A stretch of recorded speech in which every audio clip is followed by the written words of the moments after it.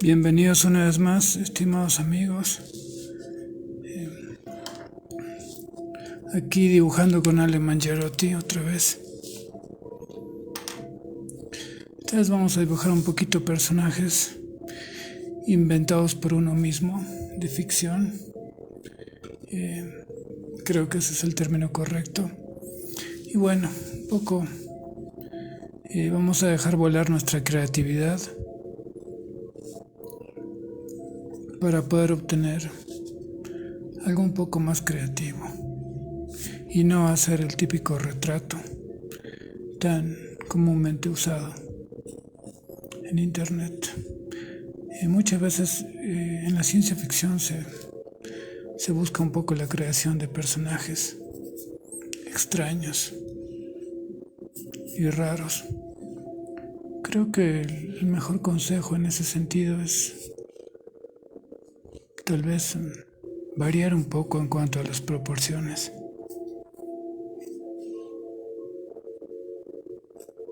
A veces hay que dejarse llevar un poquitito.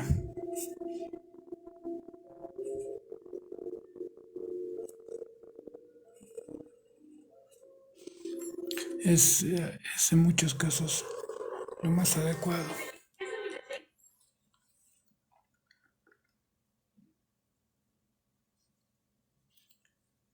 Y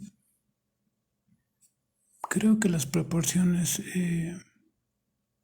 comúnmente usadas nos ayudan mucho, pero a veces es bueno eh, tender a soltar la mano y salir un poquitito de lo que es la proporción corriente establecida por los cánones del dibujo. Es decir, no la dejamos de usar, pero recurrimos a un dibujo mucho más lineal.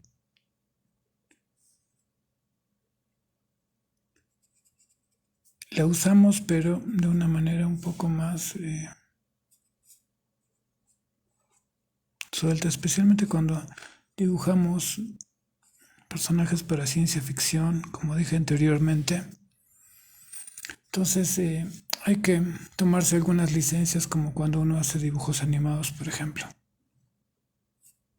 Entonces, si queremos obtener personajes un poco más interesantes, hay que agrandar, por ejemplo, el área de instintiva, hay que modificarla, también hay que modificar la parte intelectual del rostro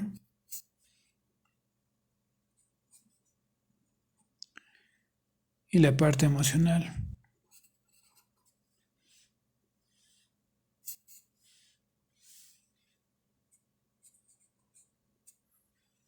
Creo que hay gente que hace muy bien esto y otros que no lo hacen nunca.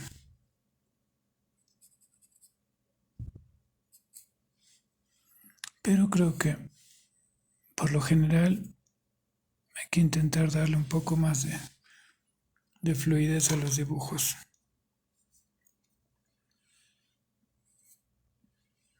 Sin pensar específicamente en que nos tienen que salir bien o no. Pero utilizamos, por ejemplo, el conocimiento anatómico también, a pesar de que podamos estilizar un poco, digamos, en lo que son las cabezas. También utilizamos el conocimiento anatómico, solamente que no está tan pegado al, al canon de la figura clásica. Y de esa manera entonces nos es mucho más provechoso que cuando nosotros solamente repetimos el mismo tipo de proporción eternamente, como esos que hacen dibujitos a lápiz, y siempre repiten lo mismo, y es una repetición constante, muy mecánica. Esto lo hacemos un poco con el objetivo de romper la mecanicidad que por lo general tenemos como fruto del automatismo al que nos hemos acostumbrado hábilmente y del cual nos cuesta mucho salir. Este automatismo, cuando es consciente, deja de ser automatismo.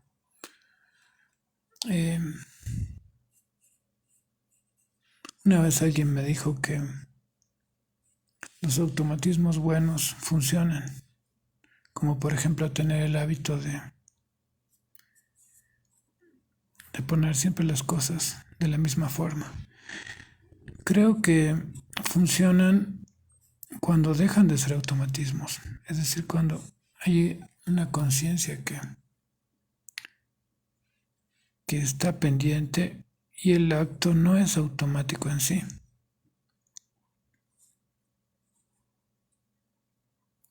Entonces, tal vez a eso se refería esa persona.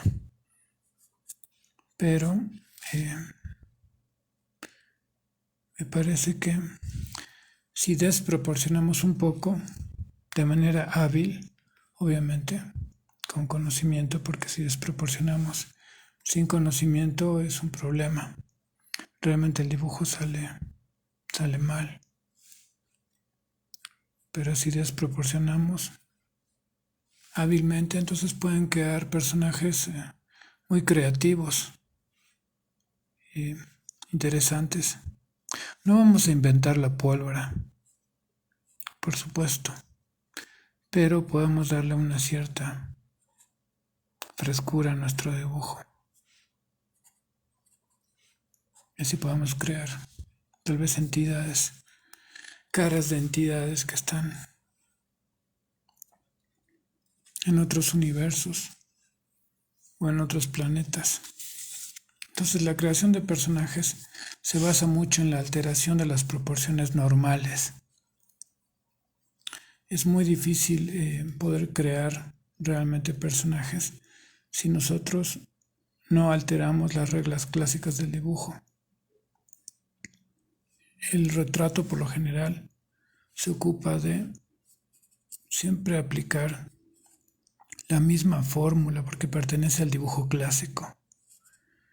Entonces los personajes nunca suelen ser tan creativos como cuando nos tomamos ciertas licencias. Es algo así como lo que podríamos llamar el desatino controlado. Creo que eso proviene del libro El conocimiento silencioso de Carlos Castaneda. Y entonces es como el accidente controlado, ¿no? Es prácticamente lo mismo. El accidente controlado es, como la palabra lo indica, es justamente el estar consciente de las estilizaciones que se hacen sobre el dibujo. Es decir, estar consciente de las proporciones verdaderamente, pero las tomamos en cuenta, pero no dejamos que nos afecten tanto. Yo he conocido en mi vida dibujantes muy buenos, he visto miles de dibujantes excelentes, pero que no podían salir de la estructura anatómica clásica. De hecho, el dibujo clásico ha hecho mucho bien, pero también mucho mal. Hoy en día se vive una epidemia de copistas y todo eso. Entonces un poco de frescura en el dibujo es importante.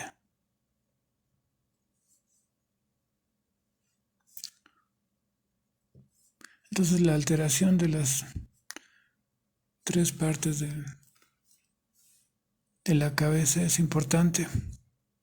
Si no, los personajes salen muy parecidos. He visto muchos dibujantes muy buenos. Por ejemplo, muchos que trabajaban en una editorial argentina que se llamaba Columba, que existió entre los años 20 o 30 y los años 90.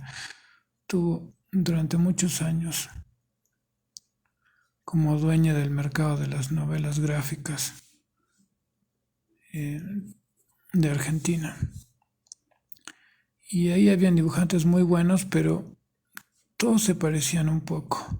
Habían varios que se parecían. Y casi ninguno era capaz de romper una manera mental de dibujar. Y eran muy buenos en lo que hacían, pero muy poco creativos.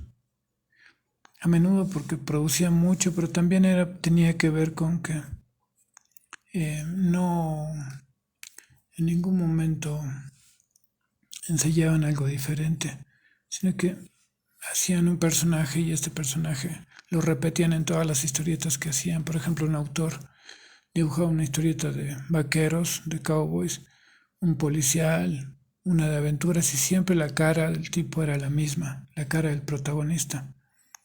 Y eso le pasa a muchos dibujantes. ¿Por qué ocurre eso? Sería la pregunta. Ocurre eso porque siempre se basan en el mismo patrón de proporción. Entonces, era básicamente el mismo personaje, pero con pelo rubio, o pelo negro, o pelo largo, lo que sea. Pero siempre era el mismo.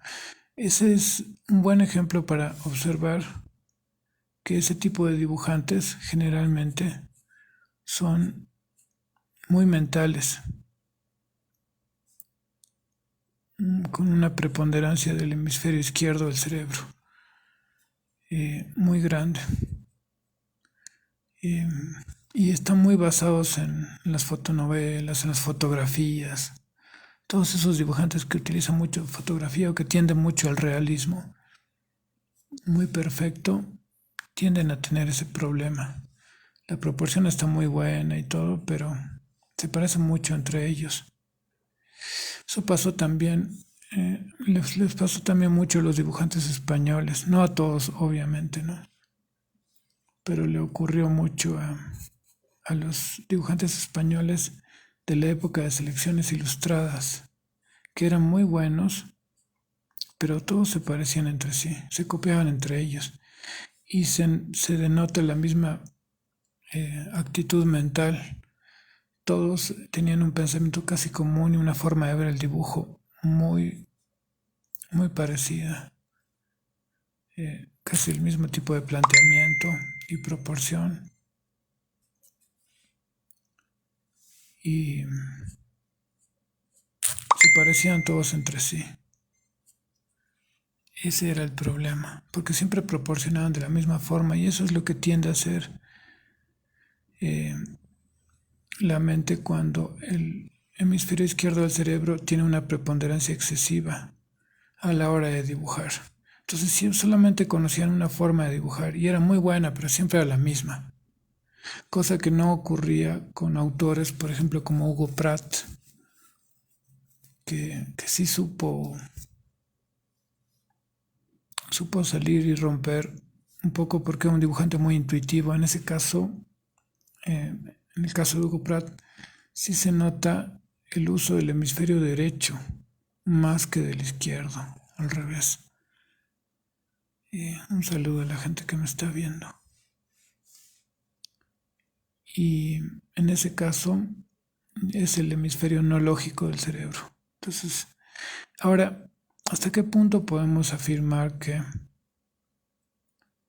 el hemisferio derecho es totalmente intuitivo, digámoslo así, y el izquierdo es totalmente mental? En realidad no es tan simple, solamente para referirme al tema, pero no es tan sencillo y no siempre ocurre eso. Por ejemplo, un dibujante como Burne Hogarth, un dibujante que fue famoso por realizar cómics en los años 40 de Tarzán, si no me equivoco, era un dibujante que era zurdo, era izquierdo.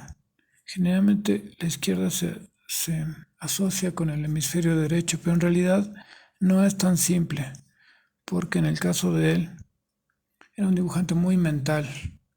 Y sin embargo, según la lógica, al utilizar tanto la mano izquierda debería haber sido un dibujante más espontáneo, pero no lo era. Entonces no es tan fácil determinar eso y además puede ser que el dibujante sea derecho y que tenga una gran espontaneidad y que el hemisferio derecho sea muy utilizado, aunque él sea derecho. Entonces no funciona de una manera justamente tan sencilla. Es mucho más complicado que eso. No, es mucho más difícil. Ojalá fuese algo tan simple, pero bueno, el hecho es de que no importa en realidad qué mano utilicemos, o si usamos para los diestros o los zurdos o los ambidiestros, no interesa. Lo importante es que podamos activar eh, los hemisferios según las necesidades que tengamos. Eso obviamente que suena muy hermoso y suena muy fácil, pero es extraordinariamente difícil. En mi opinión sí se hizo, pero se hizo en un pasado muy remoto, especialmente en el Asia, que era donde sí conocían la manera para descomponer el mecanismo lógico de la mente, primero, a través del Zen, por ejemplo, o de la filosofía del Tao, y luego podían usar ambos hemisferios a voluntad o al mismo tiempo. Pero no es que toda la gente hacía eso, sino estoy hablando de casos específicos de los grandes maestros Zen o los grandes maestros taoístas o en el caso de los hindúes. Entonces, eso obviamente que es mucho mejor. Entonces, según las necesidades que tengamos en el momento, si somos capaces de hacer eso, entonces somos más completos, no solamente como dibujantes, sino también como personas. Eh, en Europa, por ejemplo, más bien lo que abundaba era el uso del hemisferio izquierdo, muy mental. Y está bien porque también se necesita ese hemisferio, no es que lo estoy combatiendo. Es necesario, si no tampoco podríamos aprender a dibujar, solo por intuición. Pero el problema fue que se desarrolló en demasía. Es lo mismo que le pasó a los atlantes, que ellos llegaron a un desarrollo de la ciencia fabuloso. Saludos a mi novia Vivi y al Martín también, a la Albita. Entonces llegaron a una destrucción por el uso excesivo del hemisferio izquierdo. Claro, su ciencia era maravillosa. Lo propio se dice que ocurrió con la civilización de Mu, que era una civilización muy demasiado intuitiva. Era femenina, la Atlante era masculina, por eso.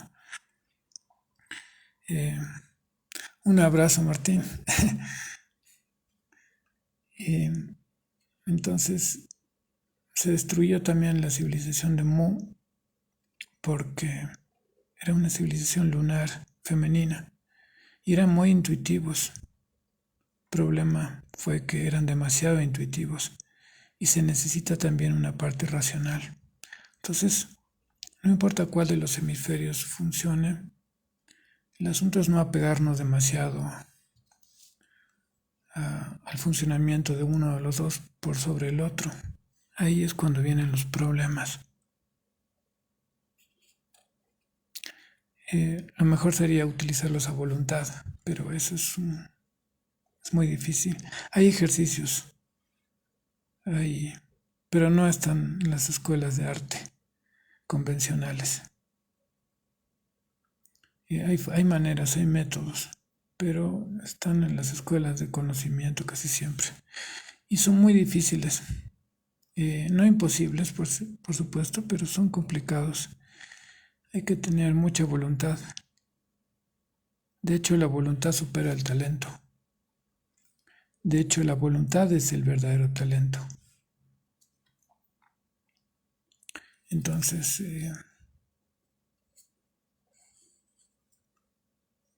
si podemos hacer que funcione la voluntad, repito, tendremos un tipo de dibujo mucho más completo.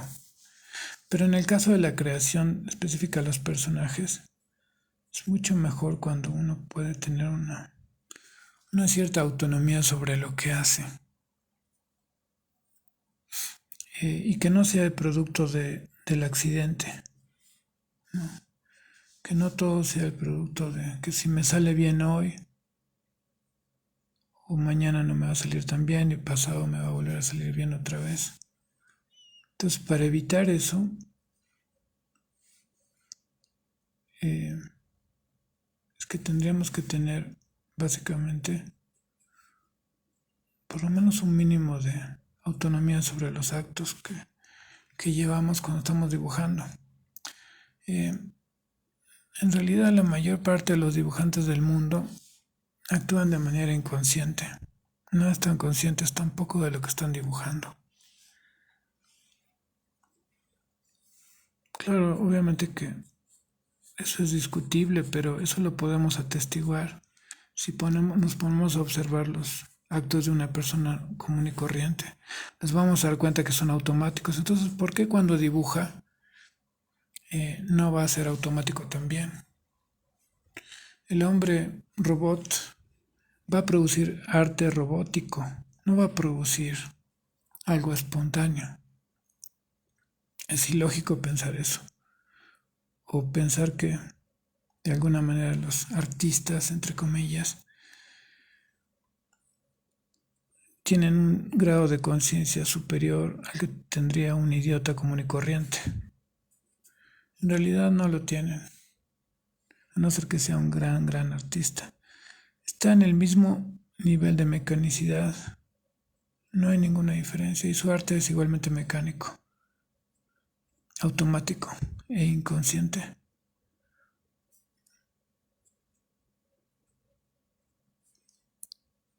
Es un error pensar que porque toca un instrumento es músico, por ejemplo, o porque es actor o dibujante, pintor, arquitecto, lo que fuese, cualquier tipo de arte que haga, resulta que tiene una cierta superioridad sobre las personas inconscientes.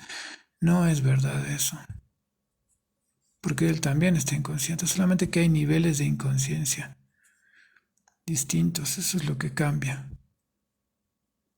es lo único que cambia.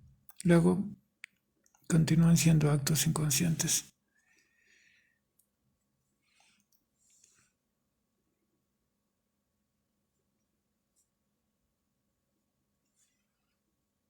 Bueno, acá tengo a mi cíclope, o lo que quiera que fuese.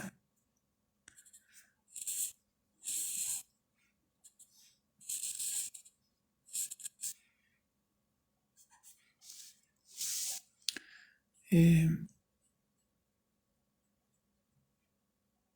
y también la palabra arte, bueno, a todo le dicen arte, ¿no? Incluso hasta hacer una tonta publicidad le llaman arte. Nunca estuve de acuerdo con eso. Creo que las cosas son más simples y no son tan pomposamente comerciales. Solamente es dibujo y punto. Lo puedes hacer de dos formas. O estás consciente o estás inconsciente. Eso es lo que tendría que interesarnos. No que a lo que hagamos le digamos arte para complacer a nuestra egolatría, sino tampoco interesa tanto el nivel al que uno lo haga. Lo único que importa es que sea lo más consciente posible. Eso es más importante. Y aunque parezca increíble, hay dibujantes muy buenos que también hacen todo en un estado de inconsciencia. Ahora, nos surge algo cuando hacemos esto, ¿no? Hay que hablar cuando uno dibuja. Es una pregunta que siempre queda ahí. ¿Es bueno hablar cuando uno dibuja? En realidad no. Lo mejor sería no hablar, pero en estos casos como este, por ejemplo, no te queda otra que hablar. Entonces tienes que desarrollar una forma que te permita dibujar y también que puedas hablar. Es decir, tienes que segmentar la atención en dos cosas. Hay gente que no lo puede hacer. Eh, Entonces tienes que segmentarlo, porque no te queda otra simplemente. Pero si se puede fragmentar la atención en dos, también se puede fragmentar en tres y también en cuatro.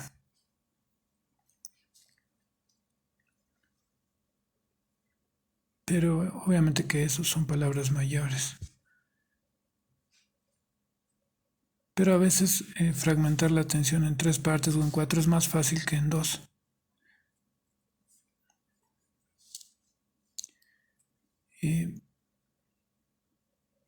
Pero primero es necesario que sea una unidad. Y cuando ya lo manejemos como unidad, podemos en algún momento intentar fragmentarlo. Pero en el principio va a ser muy difícil, van a pasar muchos años hasta que uno logre esa unidad. Luego podemos pensar en fragmentarla en dos partes, lo cual conlleva obviamente un entrenamiento, porque es imposible hacerlo así nomás, a no ser que uno haya nacido con condiciones excepcionales. Pero aún así va a tener que entrenar igual, así que da lo mismo. En esta historia todos nacen desnudos, por lo tanto van a tener que pasar por el proceso, ya sea que tengan mayores capacidades o lo que se llama en el budismo zen capacidades superiores o capacidades inferiores. Por ejemplo, en el caso del príncipe Siddhartha Gautama, más conocido como Buda, él poseía innatamente las capacidades superiores. No había nacido, sí nació desnudo, es verdad, pero con capacidades superiores. La mayoría de los seres humanos no tenemos capacidades superiores, sino inferiores, y en esta humanidad últimamente muy inferiores, casi animales. Entonces, ni soñemos con las capacidades superiores que tenía, por ejemplo, Huineng, el quinto patriarca del budismo zen, que tenía una capacidad extraordinaria y poseía el conocimiento innato. Por eso él también era un Buda. Pero estamos hablando de un verdadero supergenio. Ahora que nosotros creamos que tenemos capacidades superiores, eso es otra cosa. Pero por lo general, en el dibujo nace un dibujante con capacidades excepcionales entre cientos de miles, incluso entre cada 50 años nace uno así, probablemente. Entonces, ¿para qué esperar ese tipo de cosas si las podemos tratar de alcanzar practicando? Con disciplina al final, no digo que uno pueda hacer lo que hacía Rembrandt, pero sí puede mejorar mucho su dibujo y estar feliz con lo que hace, que es lo más importante. Bueno, acá tengo otro personaje. Este sí, hasta donde sé es mi invento, pero bueno, como no hay nada nuevo, seguramente mi mente captó alguna cosa que vi y lo fui combinando con imágenes mentales y... ya. Bueno, si las capacidades se reducen o se ven afectadas por el uso o abuso de sustancias, es una buena pregunta esa, porque las capacidades sí pueden aumentar. De hecho, si tomas determinadas sustancias, puedes llegar a tener supercapacidades. Eso es posible, ¿no? El problema es que crean adicciones muchas veces. Pero, por ejemplo, cuando las personas en los años 60 experimentaban con el LSD, realmente tenían una apertura mental extraordinaria. Por eso podían, digamos, no solamente prolongar, sino eh, exacerbar esas capacidades. El problema era que el químico era demasiado fuerte. Entonces, el cerebro es algo muy delicado. Y químicamente habían problemas. Muchos se quemaron la cabeza, como se dice vulgarmente, y enloquecieron. Y a veces hay personas que tienen una extraordinaria comprensión, depende del tipo de persona. Si tiene la parte intelectual más desarrollada, al tomar estas sustancias, lo que tiene es una gran comprensión, porque su tendencia es intelectual. Entonces tendrá un súper desarrollo en esa área. Si es una persona muy emocional, entonces tendrá seguramente un éxtasis religioso, una apertura de las emociones, los sentimientos. Seguramente podrá captar los mundos suprasensibles y todo eso.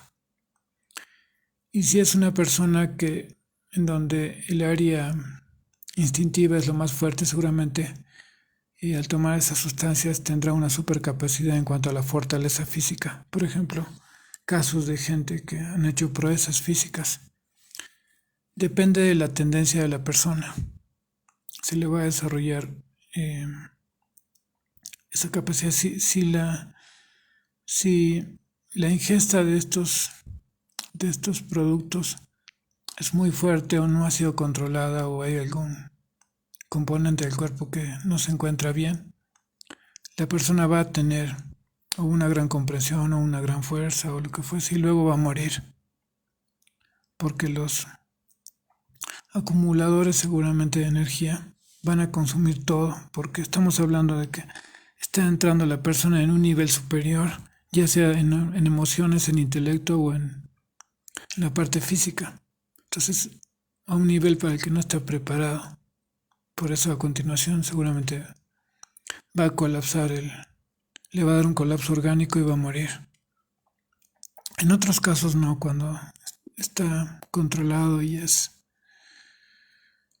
una sustancia adecuada para ese cuerpo, eh, va a durar solamente un rato y no va a haber tanto problema. Pero eh, es muy probable que ocurra eso. Eh, las drogas producidas en laboratorio casi siempre producen adicción. Los alucinógenos naturales, como por ejemplo la ayahuasca, no produce adicción, pero hay que hacerlo en en determinados ambientes en donde todo está conjugado para que se lleve a cabo de la manera más armónicamente posible. El problema viene con las drogas, digámoslo así, naturales, es que la gente, por ejemplo, a veces toma ayahuasca sin estar en una ceremonia. Entonces, cuando toman ayahuasca sin estar en todas las condiciones que crea la ceremonia, crea una atmósfera específica. Entonces la toman así nomás y les produce obviamente un daño que puede ser irreversible obviamente. No, puede ser irreversible. Hay que tener mucho cuidado con eso. Ahora está muy de moda en los deportes de fuerza, ¿no? Utilizar muchas sustancias y de hecho casi no logran hacer casi nada sin sustancias, no pueden llegar a los niveles que llegan.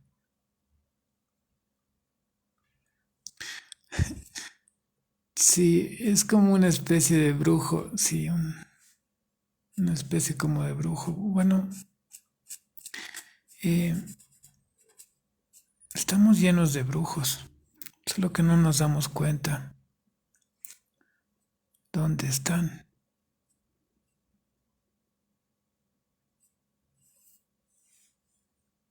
Pero sí hay más brujos de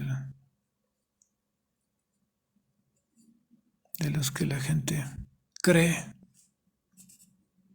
muchos más.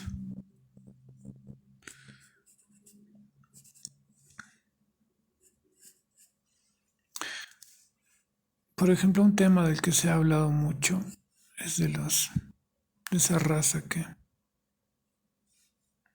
poseía el cráneo alargado,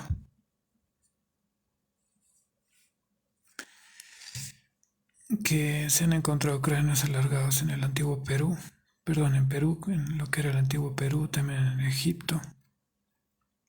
Ya muchos conocen esa historia. Hay un canal que se llama Matergia, un canal de YouTube que es muy bueno, es de Rafael, no recuerdo el apellido en este momento, tuve la suerte de charlar con él, es un investigador y ahí él mostró muchos cráneos alargados en la región de Paracas, en Perú. Acá en Tiahuanaco también se encontraron algunos. Y, y es muy probable que haya sido una mutación. O bien fue una raza o bien fue una mutación producida por ellos mismos. Lo que pasa es que el cerebro en realidad tiene una evolución muy lenta. Es muy lenta la forma en la que evoluciona el ser humano. Lleva demasiados años. Por ejemplo, para tener una base razonable del dibujo, la pintura son unos 20 años más o menos. Y no estoy exagerando. Entonces el proceso es tremendamente lento. Y ellos querían de alguna manera acelerar el proceso, porque se dieron cuenta que no tenían tampoco mucho tiempo de vida. Seguramente hicieron modificaciones, aunque los científicos siempre van a aparecer diciendo que les ponían tablillas porque querían imitar a los dioses o teorías por el estilo, que tampoco están descartadas, pero si lo pensamos bien con detenimiento nos vamos a dar cuenta que es cierto, que esa evolución es muy lenta. Una persona tarda mucho en aprender. Incluso un oficio simple lleva años. La música lleva muchísimos años, por ejemplo, que es un arte muy complicado. Entonces, ¿cómo, teniendo nosotros como seres humanos poco tiempo, cómo lograr un avance significativo? Bueno, ellos se dieron cuenta que tenían que producir una alteración para desarrollar determinadas áreas del cerebro y de esa manera acelerar el proceso. De hecho, con una superinteligencia uno está mucho más resguardado de las cosas que le puedan ocurrir. Mientras más estúpido eh, es está mucho más expuesto a que le ocurran todo tipo de cosas. Es decir, está dentro de la ley del automatismo. Y como no está consciente, sufre mucho luego, demasiado, y no entiende qué es lo que le pasa, qué es lo que ocurre actualmente. Las personas sufren, tienen miles de problemas, pero rara vez se preguntan qué es lo que les está pasando por dentro, porque no solemos entender el mecanismo que tiene el cerebro. Tampoco conocemos bien el cuerpo. Entonces, eso es una gran desventaja en la naturaleza. El ignorar algo es una desventaja tremenda, muy grande, demasiado grande. Lo que se comenta es que en la antigüedad los animales no atacaban cuando el ser humano estaba en la época de oro, que obviamente no es esta, sino esta, según los judíos, es la época de barro, es decir, la peor. Los seres superiores que habitaban no eran atacados nunca por los animales salvajes, como nos pasa a nosotros, porque los animales percibían que ellos no eran una amenaza, que no los iban a matar ni nada. Entonces eran totalmente dóciles. con los seres superiores que habitaban en ese momento. Entonces, no había ninguna necesidad de atacar a nadie. Y además de que no hubiesen podido hacer nada contra ellos porque tenían poderes fabulosos. Pero justamente al tener poderes fabulosos era señal de que eran seres prácticamente divinos por su sabiduría y todas las cualidades que ellos tenían, como por ejemplo la percepción sutil. Entonces era imposible que los animales se opusieran. Los animales por lo general cuando perciben la energía de un ser superior se aplacan completamente, por más de que se trate de un hipopótamo, un elefante o el más terrible de los seres. No hacen nada en contra de estos seres. No pueden y tampoco su naturaleza les dicta que hagan algo. De hecho, reaccionan con muchísimo cariño hacia estos seres. Bueno, una de las famosas leyendas de San Francisco de Asís nos dice que le enviaron unos leopardos para que lo mataran, pero cuando fueron a ver si ya habían acabado con él, se encontraron que los leopardos estaban comiendo de las manos de San Francisco. Era un santo. Entonces, no, nunca lo atacaban, jamás.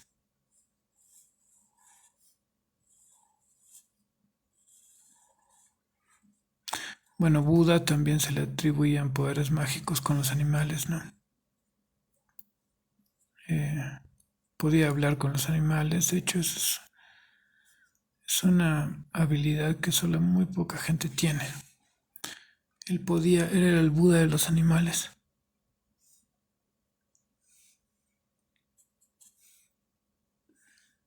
Y tenía un poder que le daba la gran luz que él tenía, provista de egoísmo, provista de falta de egoísmo. Entonces, como no era egoísta, los animales percibían eso y no lo atacaban.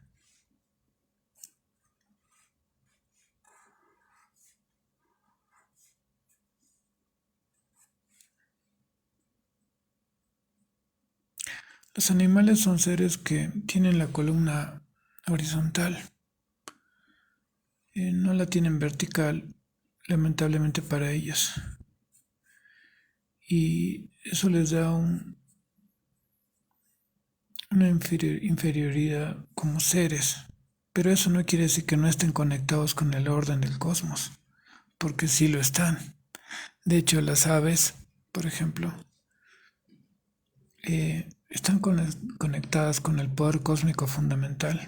Por eso es que no necesitan despertador, siguen el orden del cosmos. Eh,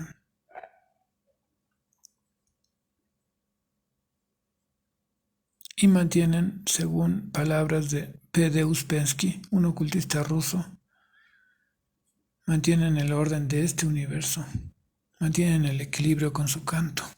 Por eso a veces cuando estamos en la calle y de pronto oímos que un chihuanco, por ejemplo, en La Paz canta, en medio de la ciudad, de una plaza, por ejemplo, y el canto es tan fuerte que por más de que existan el ruido de bocinas y de todo ese tipo de cosas, el grito del ave, del chihuanco, es más fuerte y no es opacado por los sonidos de los automóviles, de los camiones, qué sé yo.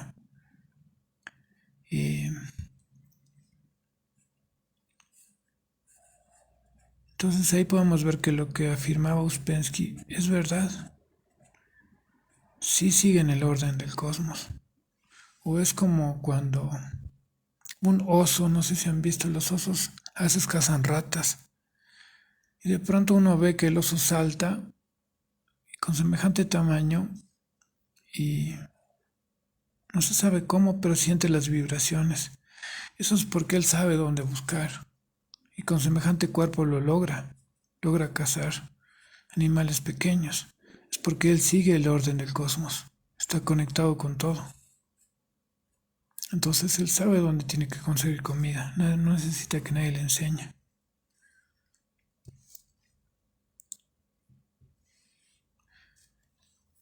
Eso es seguir el orden del cosmos, el poder cósmico fundamental. Ese es un término que se utiliza en el budismo zen.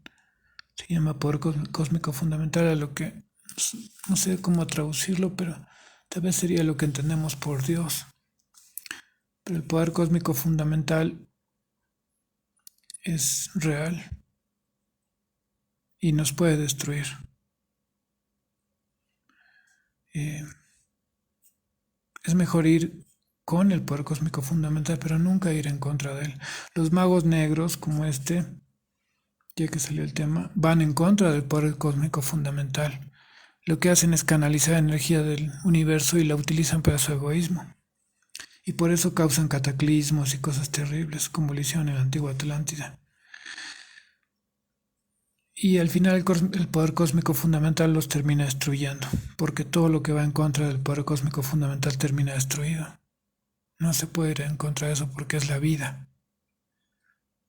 Entonces es mejor que tengamos un poco de miedo del poder cósmico fundamental, porque no es que sea malo, pero ir en su contra es la destrucción. Sería como el curso del universo. No se puede ir en contra de algo así.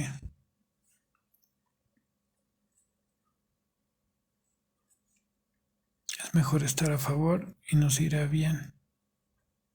El que va en contra del poder cósmico fundamental, como dice el libro del Tao Te Ching de Lao Tse, pronto acaba.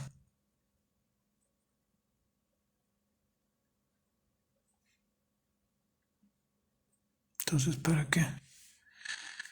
De hecho, en la Atlántida se hundieron justamente porque empezaron a experimentar con magia muy poderosa y canalizaban y utilizaban esa magia para su egoísmo.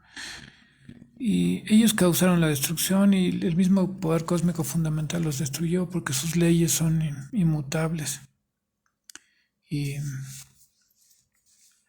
no hay forma de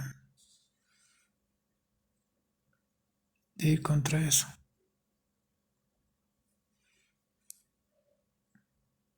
Claro, al principio ellos han debido pensar, porque ellos sí que manejaban ciencia en serio, ¿no?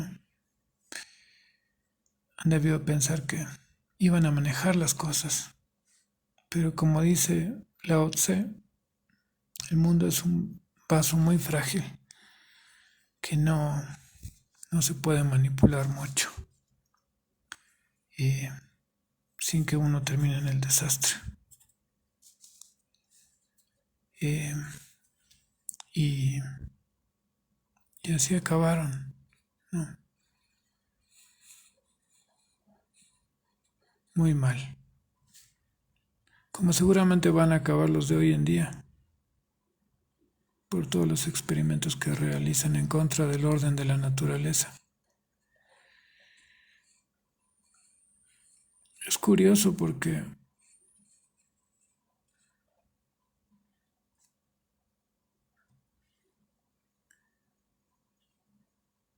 los hombres generalmente, según la mitología nórdica, ven a Dios como una chica. Es una chica la que los guía, si eres hombre. Por eso me acuerdo que cuando yo hice unos estudios en la Gnosis, siendo muy joven, a Dios le decían la divinidad. Especialmente a mí me gustaba decirle así. Se me quedó. Y las chicas reciben la guía de Dios a través de un hombre, al contrario de los hombres. Y esto es para que haya un equilibrio.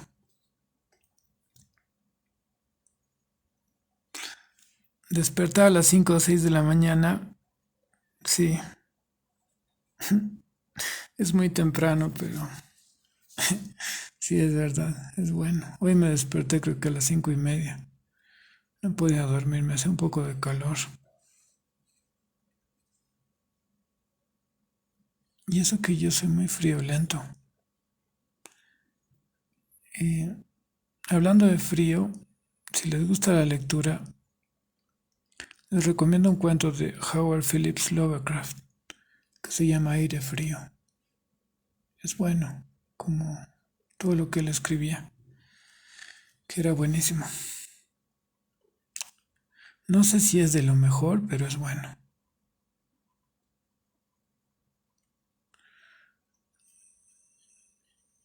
¿Cómo debería ser nuestra relación con esa divinidad? Siempre es buena, siempre es buena. Solamente que nosotros pensamos que estamos separados de la divinidad, pero somos ella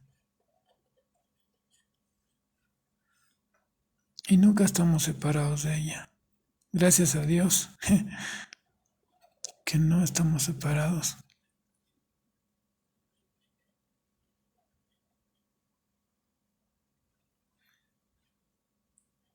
Si te gusta Lovecraft, toda su obra es buena, por lo general. Hay quienes no les gusta porque dicen que Lovecraft utiliza muchos adjetivos y cosas por el estilo, pero bueno, supongo que hay gente que tiene envidia también y nadie se salva de eso. Y a Lovecraft le tenía mucho miedo a otros escritores porque era demasiado bueno. Si te gusta ese tipo de literatura, también te recomiendo Algernon Blackwood, del que habla mucho Lovecraft. Justo con mi novia estuve hablando de un libro, de un cuento, perdón, de él que se llama El Wendigo. Me acuerdo que fue el primer cuento que leí. Y no se los voy a spoilear, porque por lo menos en la vida de una persona, por lo menos una vez uno tiene que leer El Wendigo. Es buenísimo. Es- en algún video hablé sobre El Wendigo, varias veces. Pero es un horror incluso más psicológico que el de Lovecraft. No tiene imágenes, por eso es tan aterrador. El escritor británico Algernon Blackwood era un maestro en ese sentido. Era realmente exquisito y era un hombre muy sensible. Y eso hacía que, como escribía tan bien y sabía crear la atmósfera adecuada, entonces sus obras fueran buenísimas.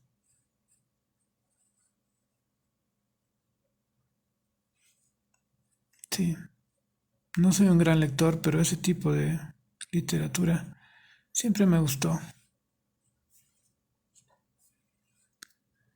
Bueno, ahora sí creo que esto duró más de lo que tenía pensado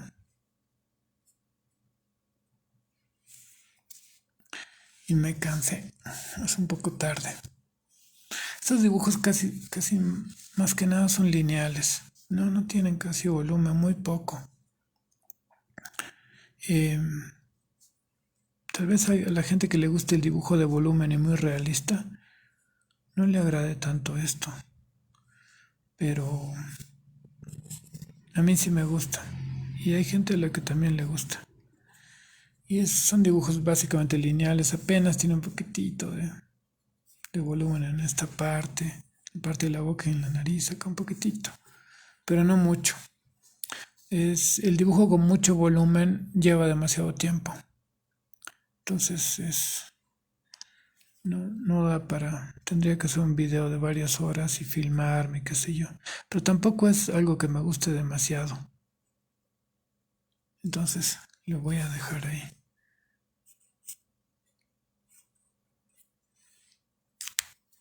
Nos vemos la próxima.